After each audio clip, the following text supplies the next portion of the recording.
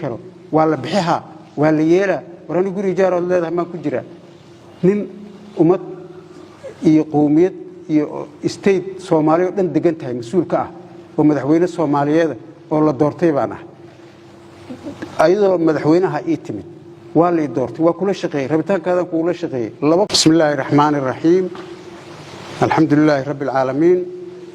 السلام عليكم ورحمة الله وبركاته رمضان مبارك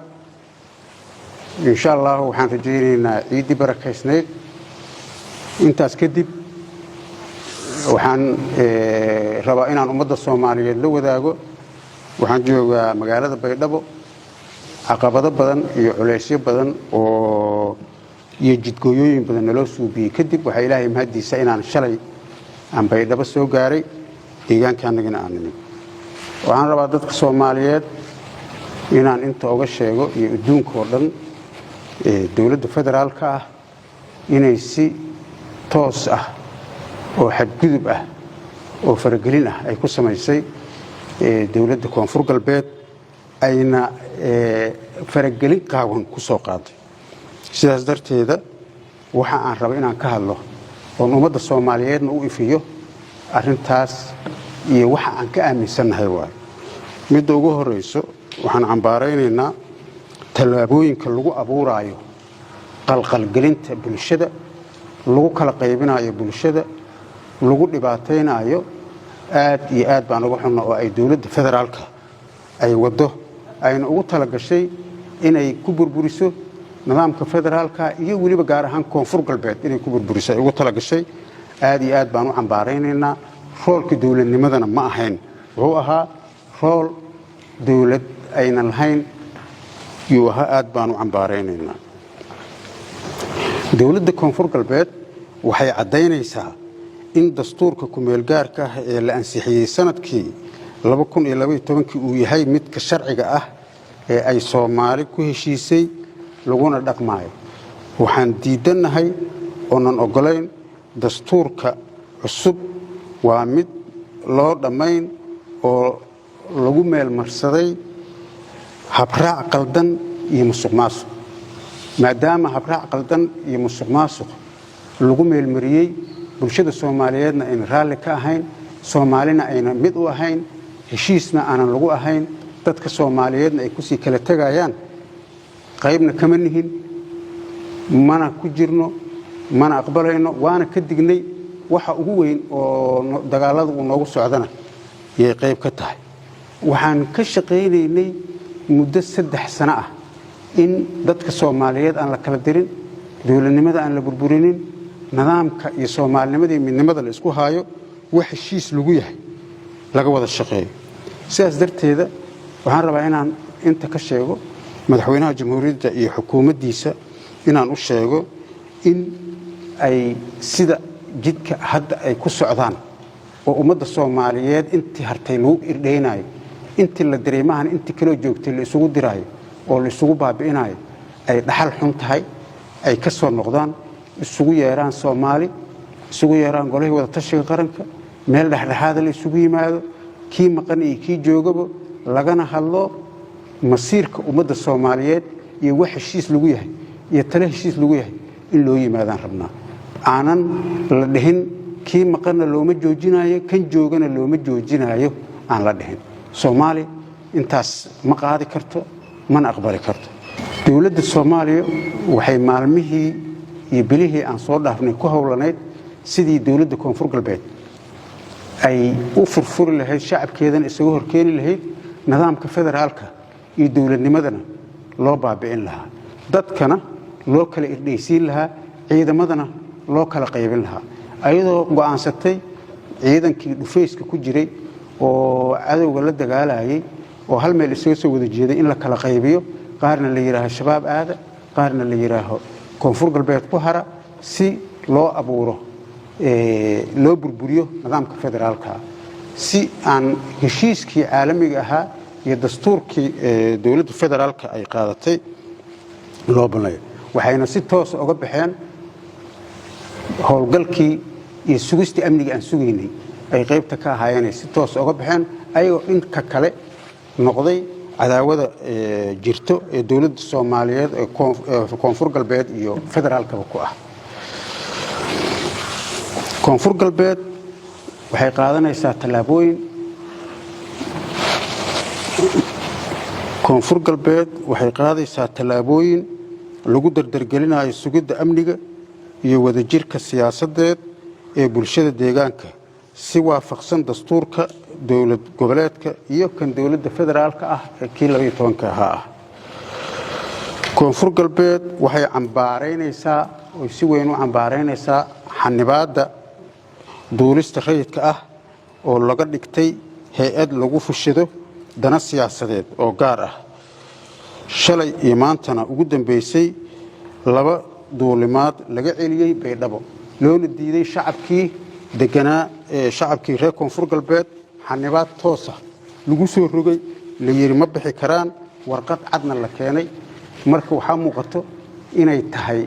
airportka xamar uu isu bedelay isbaaro qof uu leeyahay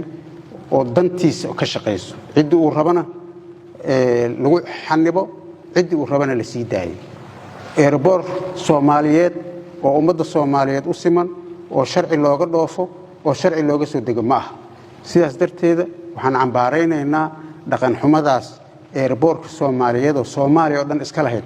in shakhsiyaadka dana siyaasadeed isbaaro u dhigtaan oo shacabka Soomaaliyeedna ku dhibaateeyaan ummadda Soomaaliyeedna ku dhibaateeyaan kuwii anaga naga horeeyayna lagu dhibaateeyay annagana maanta iyo shalay iyo daraadba ay haysatay iyo muddadaanba nagula dhibaateeynaayay dawladda koonfur galbeed waxay aad iyo aad uga xun tahay in la siyaasadeeyo dawladnimada iyo howlgallada ciidamada iyo kaalmada bini'aadanimada iyo deeqda adduunka uu bixinayo siyaasad loo isticmaalo oo la yiraaho hebel aragtidayda ma ku jiro aragti kale aaminsan yahay waxba lama siin karo in la yiraaho aad baan u cambaareynaa waana ka xunnahay adduunkana waxaan u sheegaynaa Soomaaliya waa la kala diray waa la kala qaybiyay barashar iyo rabitaan qof ayaa la rabaa in lagu haayo waxaan rabnaa in dadka Soomaaliyeed oo ay wax siinayaan sida ay ayaga ugu tala galeen deeqdooda inay u gaarto waxaan kaloon dawladda koonfur galbeed waxay ugu baaqaysaa shacabkeeda iyo ciidankeeda iyo waxgaradkeeda iyo siyaasiyiinteeda inay u diyaar garoobaan difaaca deegaanadooda difaaca dhulkooda difaaca dawladnimadooda difaaca siyaasadooda inay u diyaar garoobaan ay midoobaan gacmaha isqabsadaan maamulkoodii nidaamkoodii sharaftooda iyo digniintoodana ay ilaashadaan ayna diidaan gumaysigan guracan oo loogu talagalay in madaxa la foorariyo dawladda koonfur galbeed waxay cadeynaysaa oo marqaati ka tahay in wasiiro ka soo jeedo deegaanka iyo siyaasiyiin ka soo jeeda deegaanka oo xildhibaanada wasiiro ah loo adeegsanayo inay burburiyaan nidaamka federaalka ayagana ay hor ordayaan cadaawaha iyo cadawga u soo jeestay inuu koonfur galbeed dhibaatay ay hormuud ka yihiin waxaan rabaa inaan uga digo oo u sheego taariikhdan hore u soo dhacday waa aragnay waa soo marnay kuwii saneeban lahaa oo ummadan in lagu soo duulo la baabi'iyay ka shaqeynay saasay u dhinteen ayagoo tuugsanay kuwii ka horeeyay oo keenay qoladii SNF oo ayagana sidaasay u dhinteen ayagoo tuugsanay taariikhdaasay leedahay nin dadkiisa iyo deegaankiisa loo soo adeegsaday oo dhabarka laga soo dharbaaxay oo bax la yiri dadkaada soo burburi oo bax la yiri dadkaada isku soo dir adaa wax noqonaysid oo saas ku soo baxay oo wax noqdana weligeed lama arkin marka waxaan uga digayaa haddii ay garasho jirto iyo hadday damiir jirto iyo hadduu aqli jiro meeshaas in kama jirtay wax la idin xil saaray iyo shaqada la idin diray oo dawladnimada hay'adda inaad nidaamka federaalka aan ugu matashaan ahayd baa gabteen oo fulin weyseen tii ayada ahayd qabsada dadka hooyadiin iyo aabihiin iyo walaalihiin qaxa ah ku haysan ka daayay shabaabka habeen iyo maalin inta lacagta u soo direysaan oo aan la heshiiseen oo ciidamada inta wacdaan aan leedihiin shabaab u taga oo dawladda federaalka baa ogol aan leedihiin ka daayay waxyaalaha mucjisada ah oo la yaabanahay waxa isdhax galay oo isku ajenda noqday federaalka dawladdii iyo shabaabka waxa marqaati ma doonta ah nin wasiir ah yaa wuxuu soo wacay ciidan jooga Qoryooley ninkii taliyaha ahaa buu wacay wuxuu ku yiri taliye mi maqashaha adinka roolkiina haray hadaa hebel tiin annaga degmo hebel isaasaan yeelnay waxa leen ka rabaa inaa hadashaan inaad tirahaan koonfur galbeed ma rabno lacaga idin soo direena dawladda federaalka waa idin ogtahay number la idin siinayaa hadla koonfur galbeed shuqul kuma leeyin dhaha kadib lacagta markaa qaadataan ciidan 300 dira Qoryooley ka dira buur ha tageen ninkii sarkaalka waa ku celiyay wuxuu dhahay inaan hadalno in lacagna loo soo diro waa garanay laakiin see buur ku tageynaa buuri annaga iska dhaafay magaalada geeskeeda uma tagi karnay annaga la hadlayna nimankaas ayaga idin wada ayaga idin geenayo marka waxa isku ajinta noqday dawladda federaalka ahayd iyo shabaabki waxaan ognahay baabuur iyo rasaas iyo hub dawladda ay soo dhiibtay oo shabaab la soo dhaxmariyay u soo socday buur la keenay oo la furay oo dad Maleeshiyaad la aruuriyay loo qaybinayo oo hubka dawladda ay lahayd oo maqaasiinkeeda laga soo bixiyay oo nambaraysan oo nambarka leh oo ay la soo sii ahaa waa aragnay oo naloo sheegaya oo leeyahay waxa soo dhaxmareen toos shabaab soo dhaxmareen oo taliyaalka ciidamada ay soo marinayaan soo gudbinaan iyo wasiirada ay la hadlayaan leeyahay hal gudbiyo marka waxa cad oo aragnay ciidankii dhufayska isku la jiray oo ciidamadii koonfur galbeed ahaa in midna lala hadlo lacaga lagu soo diraa la yiraahdo bax xagee tagaya duurka shabaab jooga waa laga la hadlayo u tag la yiraahdo gadaashiina xeral in kaga suubinaa gadaashooda xeral looga suubiyo la dajiyay meesha lagala soo hadlo la yiraahdo shaqadiina qabsada wax u baahantii waa leedin keenay waxyaalaha kale ugu yaabka badan in ciidankii qoryaha la siiyay oo masaakiinta ahaa oo dad dagaalba shuqul ku lahayn ah in inta laba hoomeeye lagu soo raro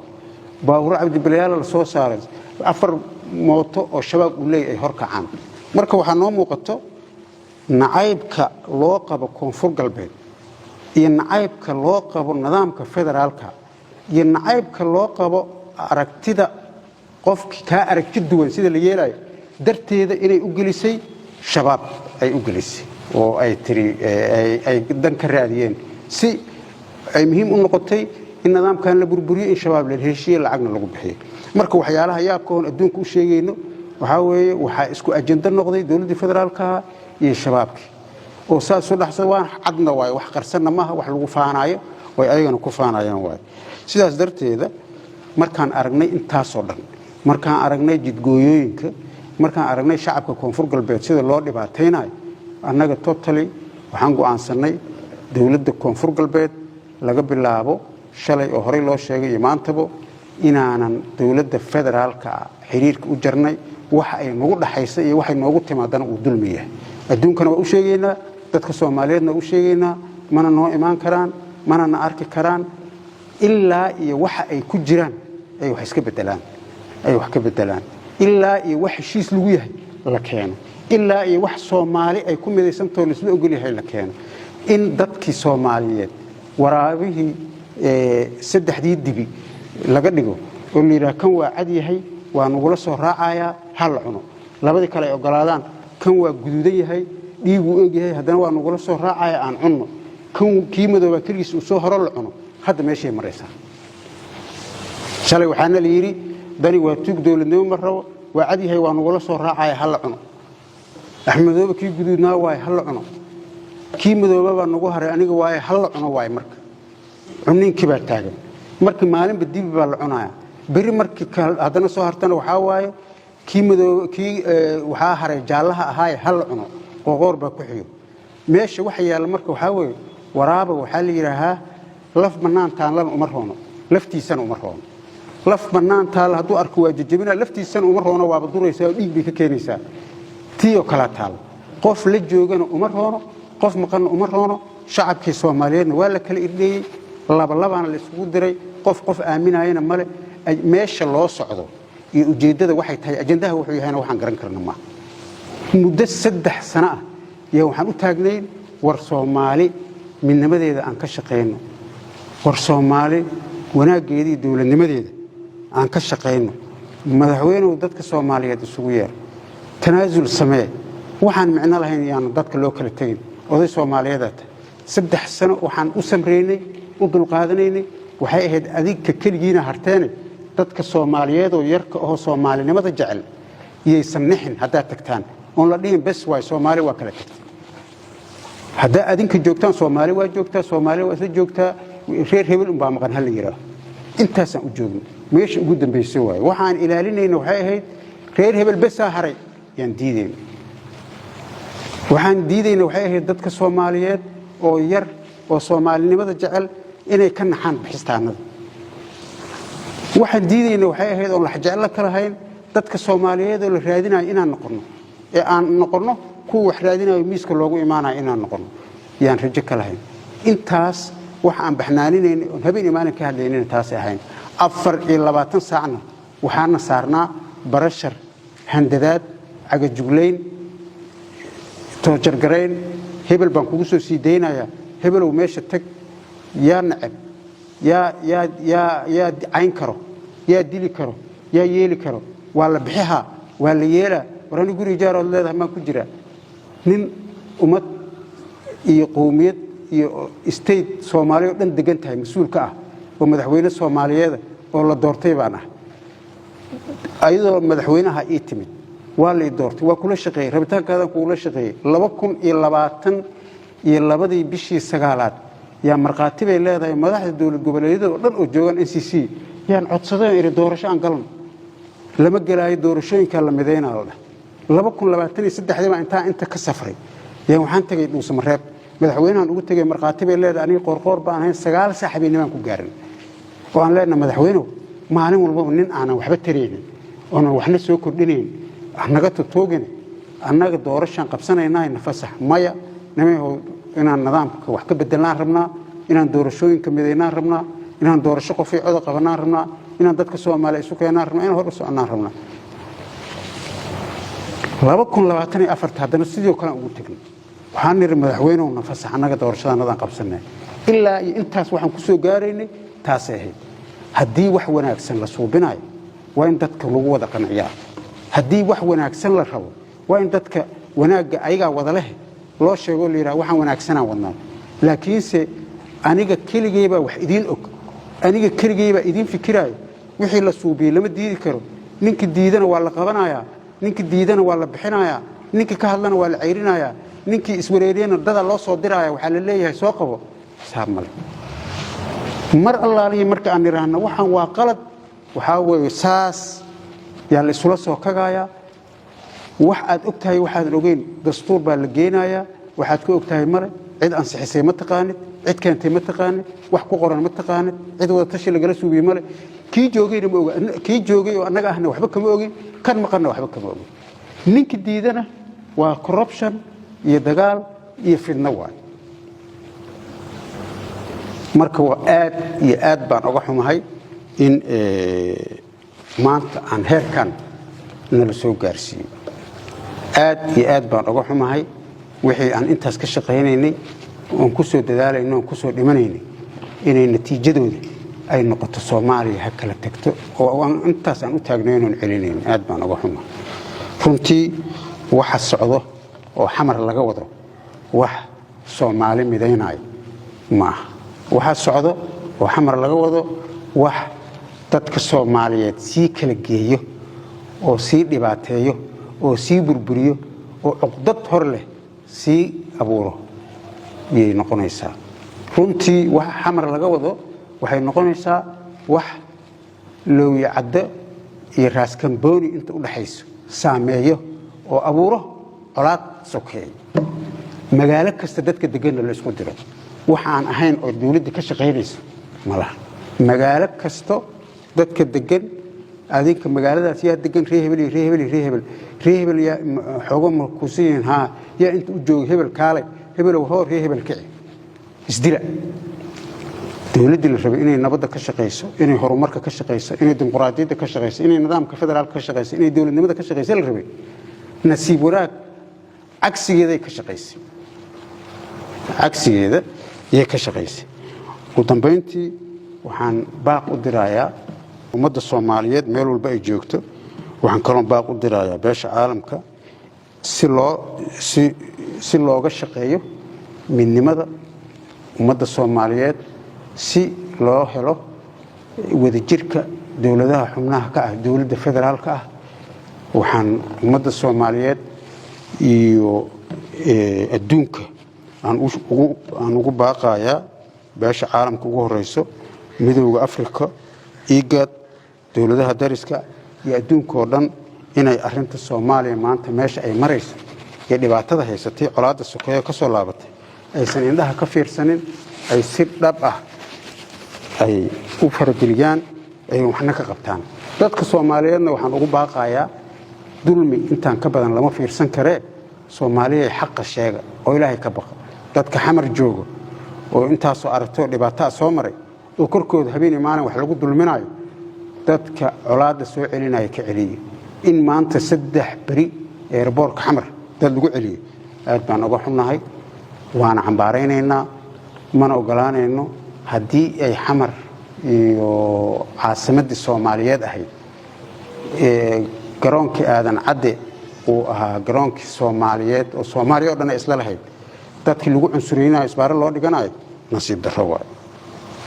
kuwa aragti miihi ma baxaysid kuwa aragti miihi mishaarkan ka goosanaa kuwa aragti miihi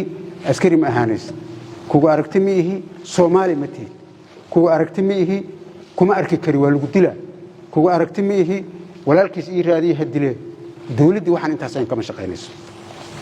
hadiiba aragtidaada ay ka duwanaato waxa ugu yar oo lagu suubinayo waa in wixii la haystayna laga reebto sidii lagu dhibaateyn lahaana laga shaqeeyo waa war maxay igu aragti ahaan weysa hataa laguma dhahay laguma qancinayo laguma samirsiinayo maanta meeshii ugu dambeysay yaan taaganahay marka meel la fiirsan karana maaha Soomaali iyo beesha caalamkaba waxaan ugu baaqaynaa dulmigan iyo duulaankan qaawan oo dawladda federaalka nagu soo qaaday inay marqaati ka ahaadaan garabna nagu siiyaan nagana taageeraan midnimada Soomaaliya iyo wadajirka Soomaaliyana sidii ku soo noqon lahayd laga shaqeeyo oo loo istaago adduunkana uu nagala shaqeeyo annagu saan hore u sheegnay dawladda federaalka dhibaatadeeda joogtada ah go'aan baan ka gaari doonaa laakiin laga bilaabo